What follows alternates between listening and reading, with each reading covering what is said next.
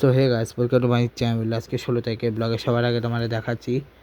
আজকে হচ্ছে Barca versus match আছে জিরোনা, যেখানে বার্সা জিরোনাকে 2-1 হারিয়ে, জিরোনা বার্সাকে 2-1 হারিয়ে দিয়েছে। ঠিক আছে, এরপরে হচ্ছে আগামীকাল ইউসিএল এর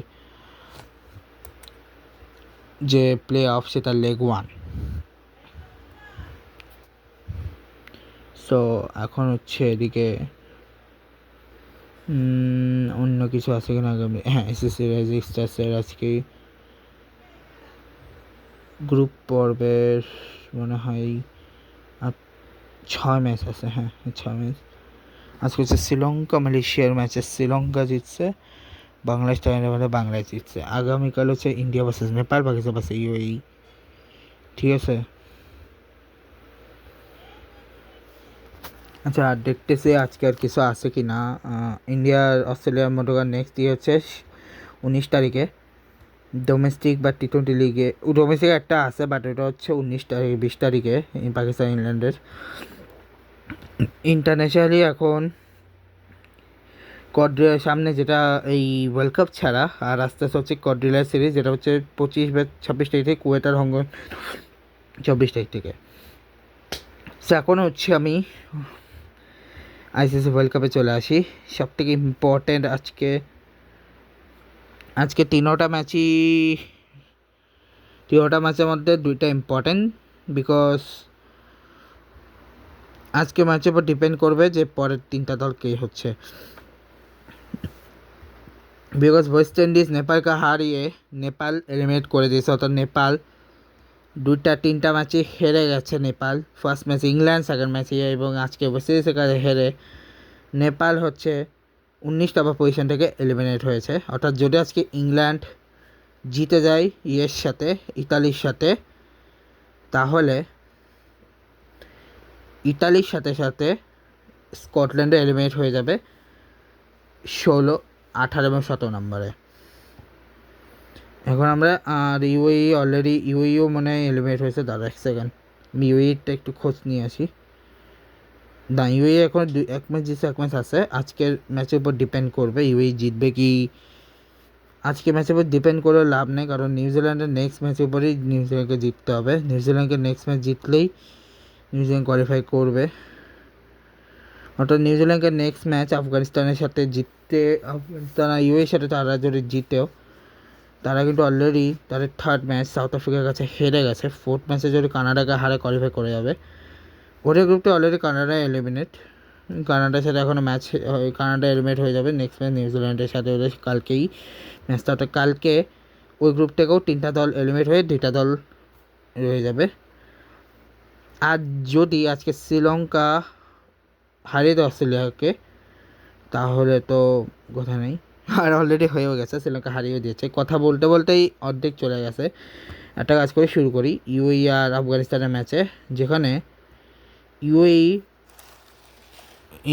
প্রথম ম্যাচ আফগানিস্তান 5 উইকেট দিচ্ছে ইউএইয়ের এগেন্সটে, যেখানে আরিয়ান শর্মা 4 বলে 0, মোহাম্মদ ওয়াসিম 6 বলে 10, আলিসান সারাফু 31 বলে 40, শোয়েব খান 48 বলে 68, সৈয়দ হায়দার হচ্ছে 10 বলে 13, হার্ষিত কৌশিক হচ্ছে 3 বলে 0, মোহাম্মদ আরাফাত হচ্ছে 2 বলে 0, সরি আরাফাত না আরফান, হায়দার আলী হচ্ছে 12 বলে 13, সিমাজিৎ সিং হচ্ছে 4 বলে 3, জুনায়েদ সিদ্দিক হচ্ছে 2 বলে 3। এক্সে হচ্ছে 10 রান, যেখানে 4 উইকেট হচ্ছে আসবাতুল্লাহ রাজা, মুজিবুর রহমান 2 উইকেট, জিয়াউর রহমান শরীফি কোনো উইকেট পায়নি, রশিদ খান 1 উইকেট, নূর আহমেদ আর গুলবার নেবে কোনো উইকেট পায়নি। আর নূর আহমেদ কিন্তু আমার বয়সী। ঠিক আছে, দেখতে পাচ্ছি। আচ্ছা, এবার হচ্ছে 55 রান, আর এ হচ্ছে পার্টনারশিপ, আর 84 হচ্ছে হায়েস্ট পার্টনারশিপ ওদের। 162 চেস করছে ইজিলি, যেখানে গুরবাজ 2 বলে 0, 31 বলে 53 করছিল ইব্রাহিম চাটা, গুলবারি নেপ হচ্ছে 12 বলে 13, সাদেকুল আতা 14 বলে 36, ডারবির রাশি হচ্ছে 22 বলে 23 বলে 33, 21 বলে 40 করছে আসবাতুল্লাহ রাজা, মোহাম্মদ নবী করছে 3 বলে 3, এক্সে হচ্ছে 4 রান, 162, 5 উইকেটে 4 রান এক্সে এসছে। এবার 2 উইকেট নিয়েছে জুনায়েদ সিদ্দিকি, 1 উইকেট নিয়েছে মোহাম্মদ জাওয়াদুল্লাহ, মোহাম্মদ আরফান এসে 2 উইকেট, সিমাজিৎ সিং আর জুনায়েদ সিদ্দিক করে উইকেট পান। এসে উইকেটগুলো হচ্ছে পার্টনারশিপ 6/41 হচ্ছে পার্টনারশিপগুলো। এবং পরের ম্যাচে ইংল্যান্ড ইতালিকে 24 রানে হারিয়েছে। যার মাধ্যমে ইংল্যান্ড কোয়ালিফাই করে গেছে, অর্থাৎ 18 এবং 17 নম্বর পজিশন থেকে এলিমিনেট হয়েছে ইতালি এবং স্কটল্যান্ড। ওয়াই? বিকজ ইংল্যান্ড এই ম্যাচটা জিতে কোয়ালিফাই করে গেছে।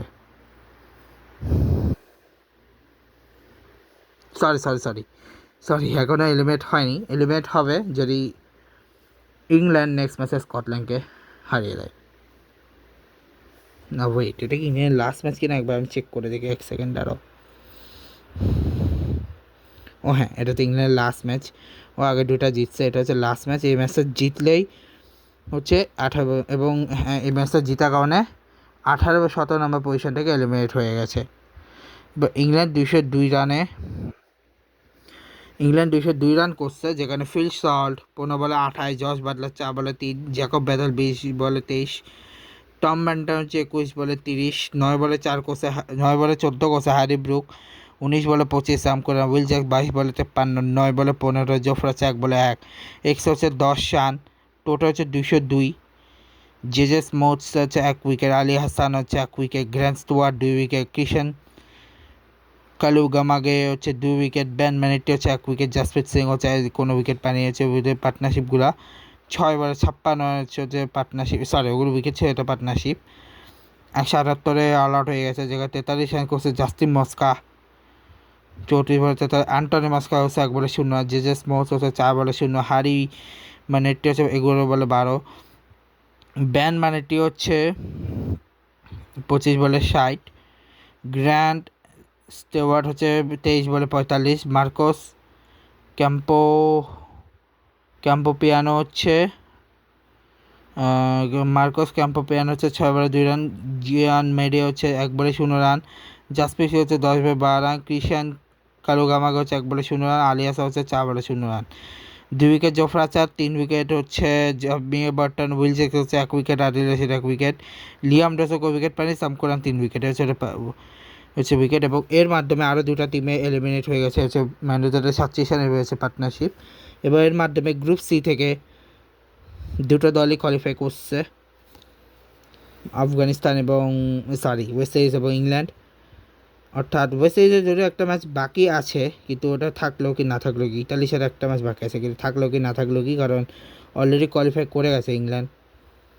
এবং লাস্ট ম্যাচ অস্ট্রেলিয়া শ্রীলঙ্কা, যেখানে what a man Pathum Nissanka, what a century man, যেখানে মিচেল মার্শ 27 বলে 54, এরপরে ট্রাভিস হেড 29 বলে 56, এই দুটো ঠিক ছিল, এরপর এগুলো কাম খাও করেছে। ক্যামেরন গ্রিন 7 বলে 3, 5 বলে 6, টিম ডেভিড, জস ইংলিশ 22 বলে 27, গ্লেন ম্যাক্সওয়েল 15 বলে 22, মাইকেল স্টোরি 6 বলে 4, কোপার কর্নি 4 বলে 3, জাভিয়ার বাটলার 3 বছর, নাসির 2 বছর, আরএম জাম্প 1 বলে 1, 5 রান এক্সেসি হচ্ছে 2 উইকেট নিয়েছে দুষ্মান্ড চামিরা, মাহেশ টিকসান 1 উইকেট, বাতিশা পাতায়না কোনো উইকেট পানি, কোনো উইকেট ধারিসান হেমন্ত 3 উইকেট, ধোনির বাইরে 1 উইকেট, কামিন্ডো মেন্ডিস 1 উইকেট। হচ্ছে পার্টনারশিপ করে ওয়ানিন্দো হাসারাঙ্গা এই ম্যাচে ছিল, বাট ওয়ানিন্দো হাসারাঙ্গা এই ম্যাচটা খেলেনি, কারণ ওয়ানিন্দো হাসারাঙ্গার হচ্ছে ইঞ্জুরি থাকার কারণে ছিটকে গেছে তুই ওয়ার্ল্ড কাপ থেকে।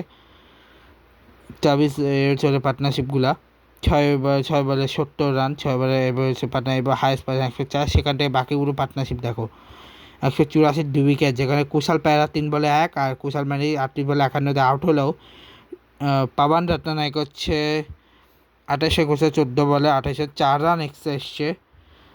উইকেট নিয়েছে মার্কোস টোনিস 2টা, আর বাকিরাকে উইকেটে পায়নি। এর হচ্ছে 2 উইকেট, 6 বলে পার্টনারশিপ, এবং হোয়াট এ সেঞ্চুরি, 52 বলে সেঞ্চুরি করছে Patam Nissanka, goat, ultimate goat শ্রীলঙ্কার। এখন আসি হচ্ছে কালকের ম্যাচে, কালকে হচ্ছে কানাডা নিউজিল্যান্ড। কালকের ম্যাচের উপর ডিপেন্ড করবে যে নিউজিল্যান্ড কোয়ালিফাই করবে না আফগানিস্তান, ঠিক আছে। আয়ারল্যান্ড জিম্বাবুয়ে কালকে ম্যাচের উপরে অস্ট্রেলিয়া ভাগ্য নির্ধারণ করছে, স্কটল্যান্ড নেপাল, ম্যাচের ডেটটা আবার কোনো লাভ নাই,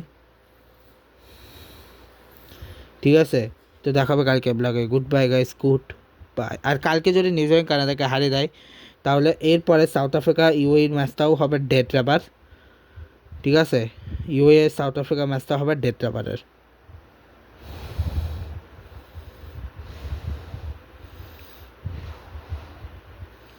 ঠিক আছে। তবে আফগানিস্তান কানাডা ম্যাচে হবে ডেট রাবার, যদি কালকে নিউজে জিতে অবশ্যই তাহলে অলরেডি ডেট রাবার। শ্রীলঙ্কা জিম্বাবুয়ের ম্যাচ কালকে জিম্বাবুয়ে আয়ারল্যান্ড হয়ে গেলে শ্রীলঙ্কা জিম্বাবুয়ে ম্যাচের ডেট রাবার, যেটুক ফারাক পড়বে না। সো দেখা হবে কালকে ব্লগে। আজকে ওটা গুড বাই, গুড বাই।